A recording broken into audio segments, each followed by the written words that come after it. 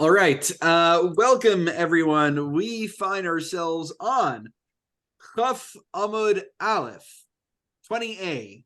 And, if we succeed in keeping our regular pacing, that would mean that next week we will, God willing, finish the first parak of Sukkah, which is very exciting. And I know that many of you use the Art Scroll. I believe the Art Scroll is 2 volumes. I use mainly the Masifta Gemaras.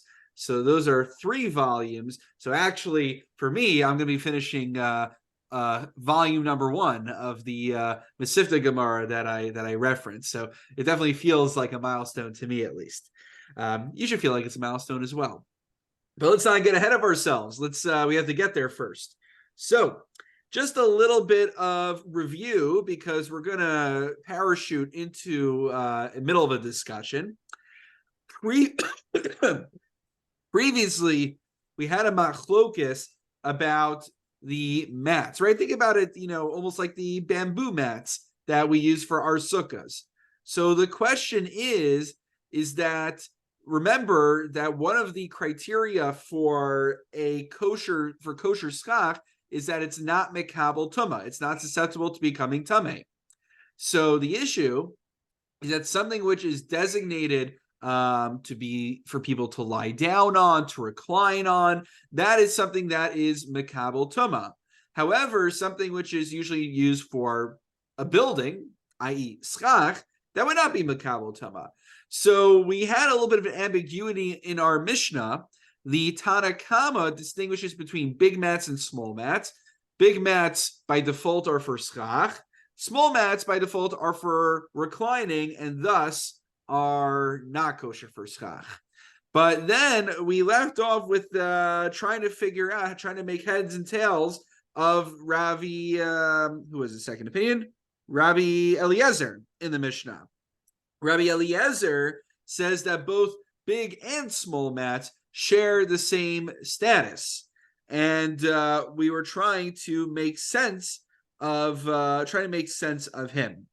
So what Rava said, maybe I'll just looking on the bottom of 19b, if you want to glance over there on 19b, we left off with Rava's reading of the matter.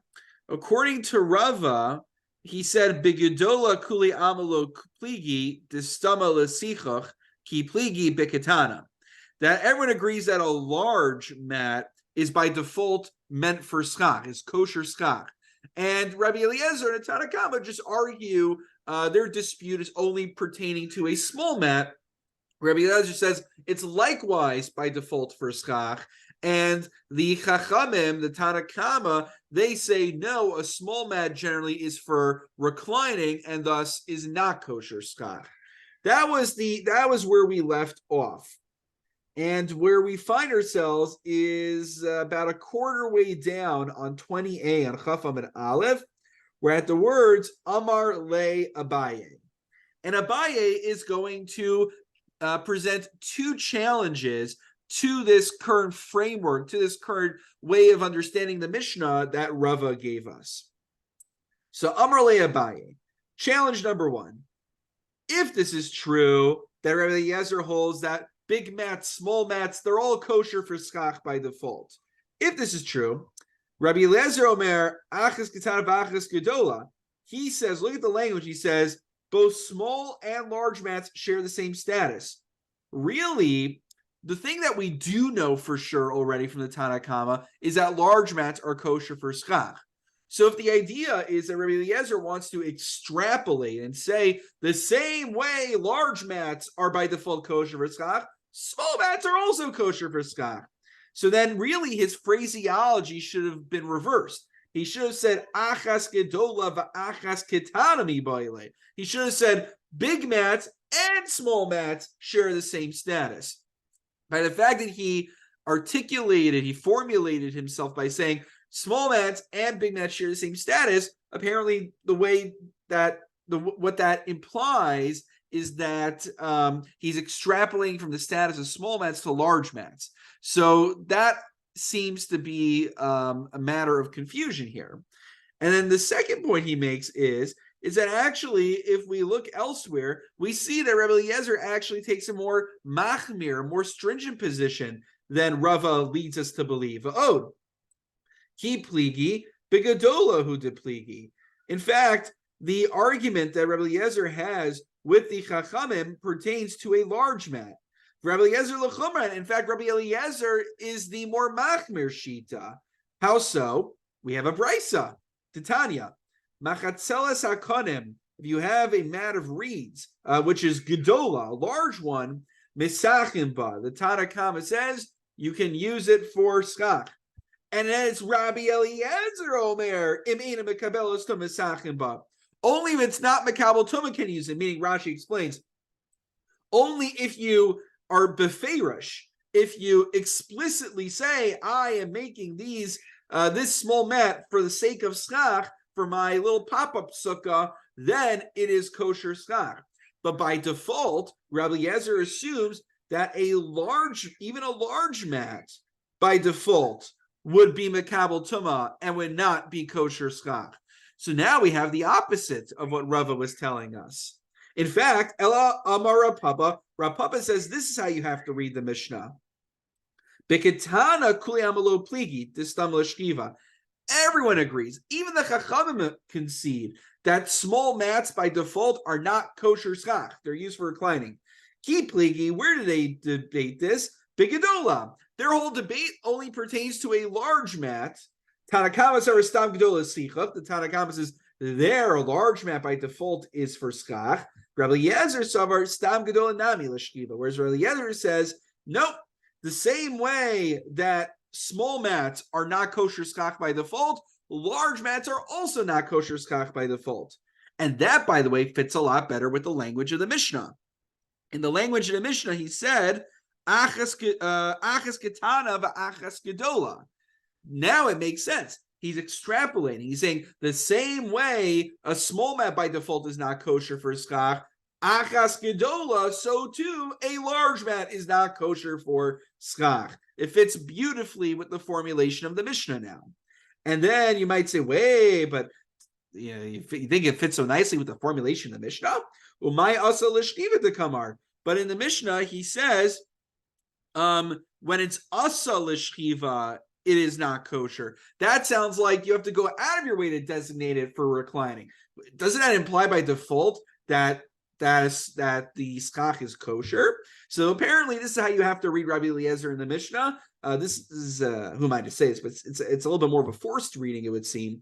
Haki kamar stam asiyasa nami l'shkiva ad ava l'sicha. What Rabbi Eliezer is saying is that by default all schach, anything that could be schach, all of these mats are by default designated for laying down, for reclining on them, unless you go out of your way to have kavana to designate them for schach.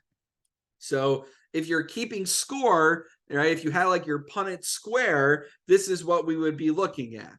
So, right, you have big, I don't know, maybe our school gives you one of these, but you can almost imagine big schach, small schach, Tana, comma, Rabbi Eliezer, okay? So let's like check the boxes over here.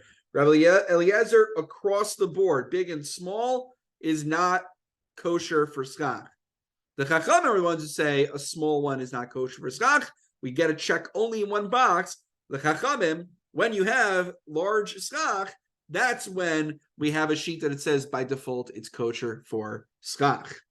And that brings us to the end of this section of the Gemara, which is really just a wrap-up of what we had last time. But as you can see, that wrap-up of our previous discussion took us literally halfway down the Amud, and now you can see why I had to find some place to pause the conversation, lest we didn't have any Gemara to do this week. So let me pause for a moment. Is there anything I can clarify at this time?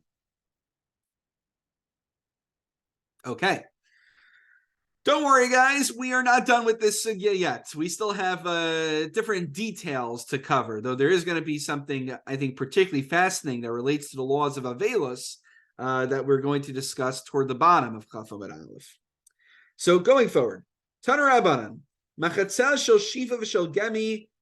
So these are different kinds of, I don't know if reed is the right word, like different kinds of plants that are by the river.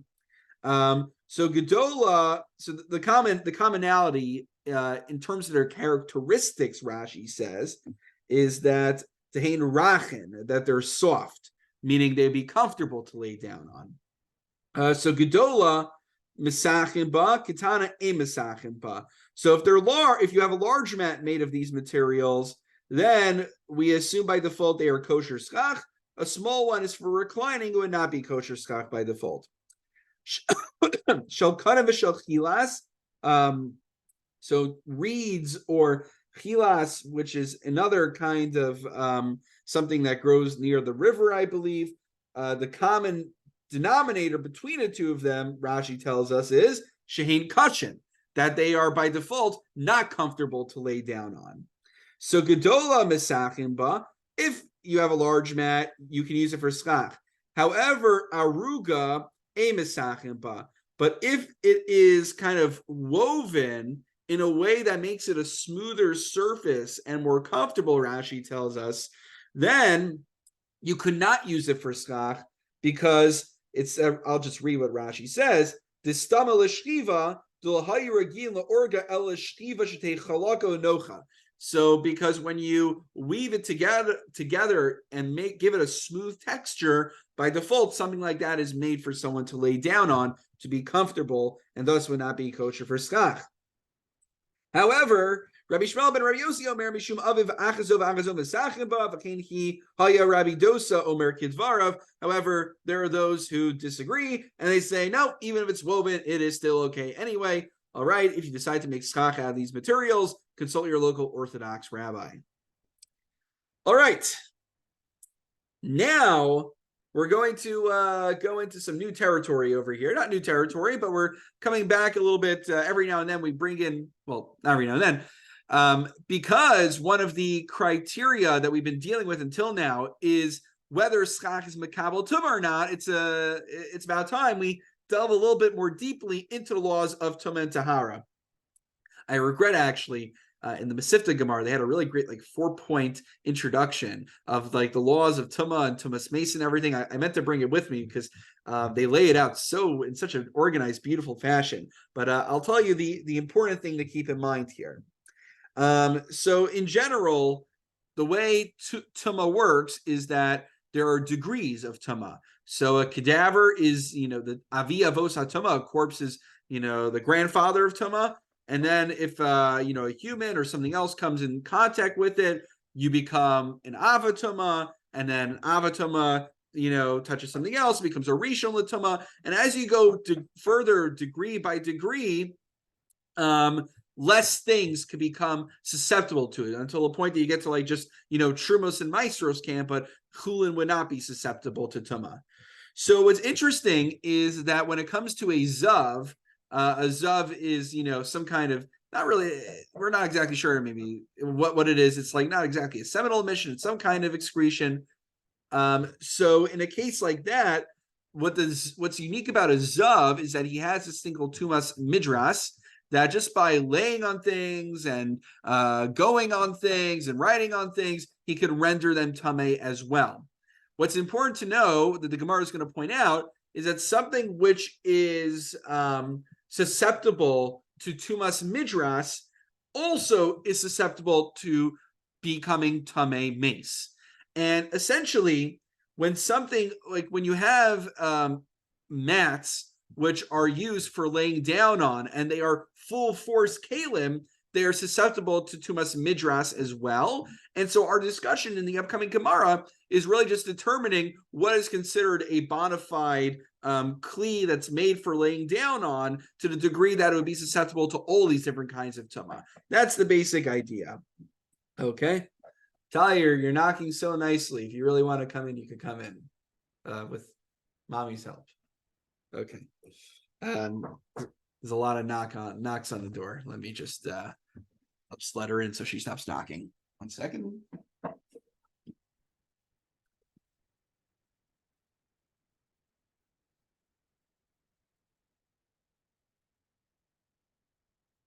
Okay. All right. So going forward, so it's not Hassam. Kol hachotzolos. Now the Gemara doesn't tell us what chotzolos are. We'll get to that in a moment. Kol achotzalos mitamin tamei meis. Divrei Rabbi Dosa. Rabbi Dosa says that all chotzalos are susceptible to tumas meis. V'chachamim omrim midras. Chachamim say midras. So midras in tamei meis lo, you're saying they're only susceptible to tumas midras and not to tamei meis. V'ha'anan, didn't we teach in the Mishnah in Nida? Kol hamitame midras mitame tame meis. So anything that can, have tumas midras can also become tame meis. So rather, ema af midras. They're saying is that in addition to tumas meis, also tumas midras as well. Okay, good. That's the machlokis that we have regarding chotzalos. Now you might be wondering, what are chotzalos? Sounds a little familiar to another term we've had, right? So my chotzalos,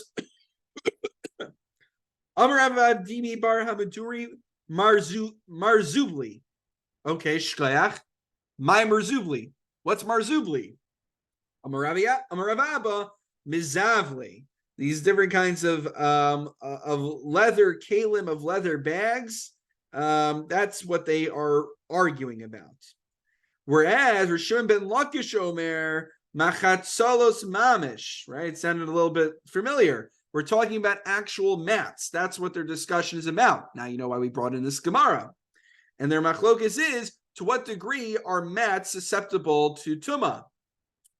So va'azda Reish Lakish Shatame, and now just to show how Reish Lakish is consistent over here, we go on a little bit of a tangent.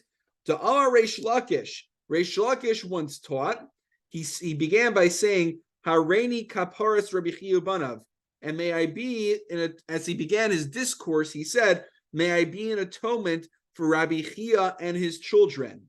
Shebetchila kishenishtach Torah mi Yisrael, Allah Ezra mi Bavel v'yasta. So when Torah began to become forgotten from the Jewish people, Ezra came from Bavel and he reestablished it. And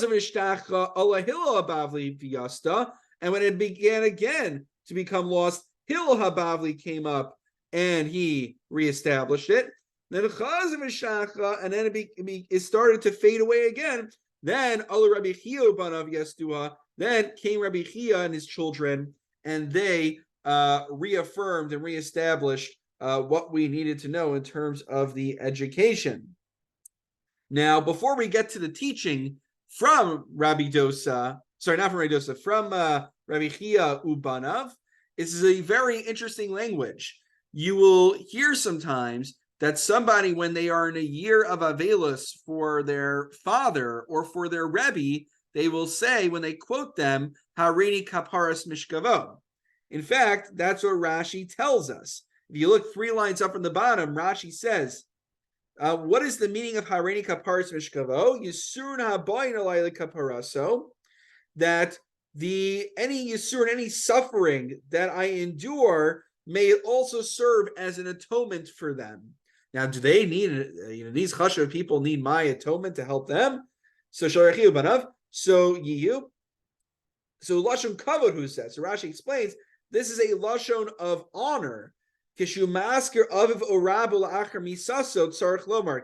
when one mentions, and Rashi in Kedushin says as well, when someone mentions the name of their father or their Rebbe after their death, they're supposed to say this.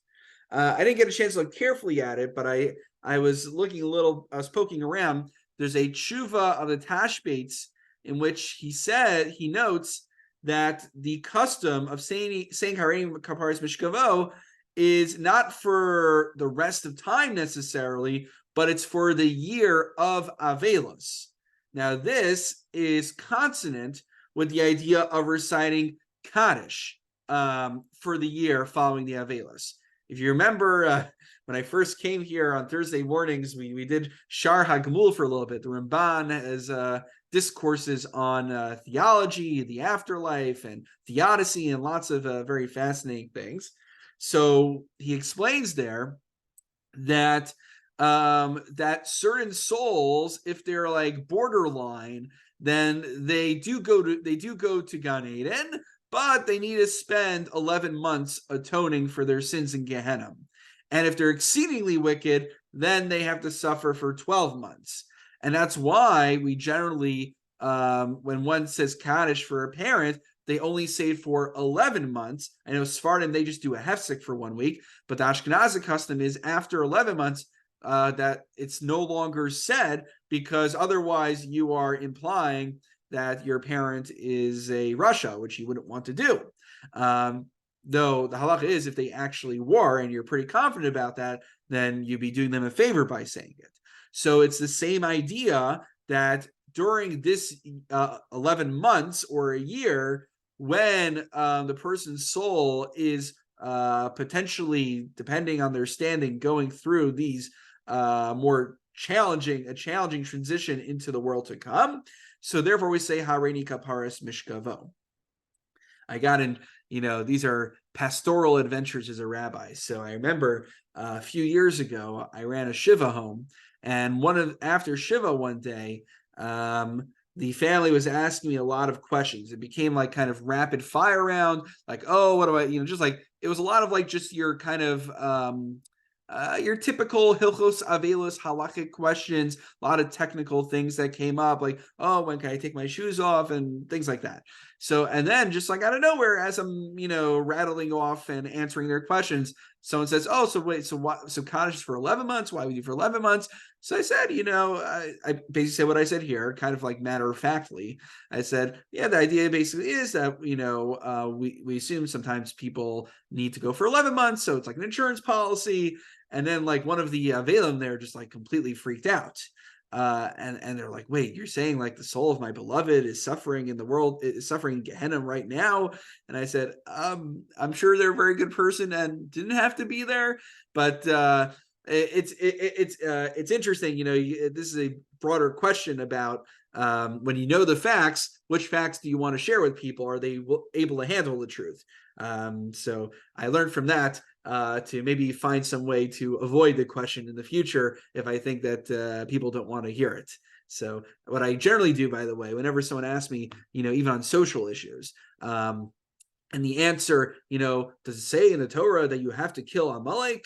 And then I usually say, I'm happy to provide an answer. Do you want the truth or do you want me to sugarcoat it? So then people generally say, I'd like the truth. So I say, okay, well, I gave you hasra, and now I'll give you the information. So, and if people say I'd rather not, then I don't give them the answer. So that's my way of solving it. But hopefully we should never have to know of these things. Okay, I digress, as happens. So Reish Lakish says Hareini Kaparas Mishkavo for Rabbi Chia and his children. Now, what did the great Rabbi Chia and his children teach us? They said, "Lo nechlaku Rabbi Dosev v'chachamim amachatzel shel usha." This whole machlokus about these mats, about what degree they're susceptible to tuma. This argument did not pertain to the mats of usha. Turning the page, shehein tmeos. They are automatically tamei because Rashi explains the miyuchados l'shchiva. They are made for the purpose of lying down. V'lo tveria shehein taharos, and everyone agrees when it comes to the mats of Tiveria that are made there that they are tahor. Rashi explains because kashotain, they're very hard. Nobody would want to sleep on them. Rather, alma nechlaku, what's this whole machlokus pertain to? Al shar makomos, to mats that are made in other places. Mar savar came to lake of the Yosef Laya Kitzveria Damyan. The opinion of, I think it was the Chachamim. The opinion of the Chachamim was that since people do not generally lay down on these mats, therefore they should be treated like Tiveria and are only susceptible to tumas mace. Umar Savar came to Mikru Yasi Ushanim, but since some people will, Rashi explains, go out of their way to designate these mats as for sleeping purposes, therefore, out of caution, we treat all the mats that way. We regard them all the same way, and thus they are not kosher for schach. Why do we bring this all in? Just basically to back up Reish Lakish's point, to show that he's consistent and that he has good backing, that this machlokus pertains to mats. That's what the meaning of chotzelos are. That brings us to the top of Chaf Amud Beis, and as I said, God willing, as long as all goes according to plan, here's Hashem, we will be finishing the first parak, God willing, next week.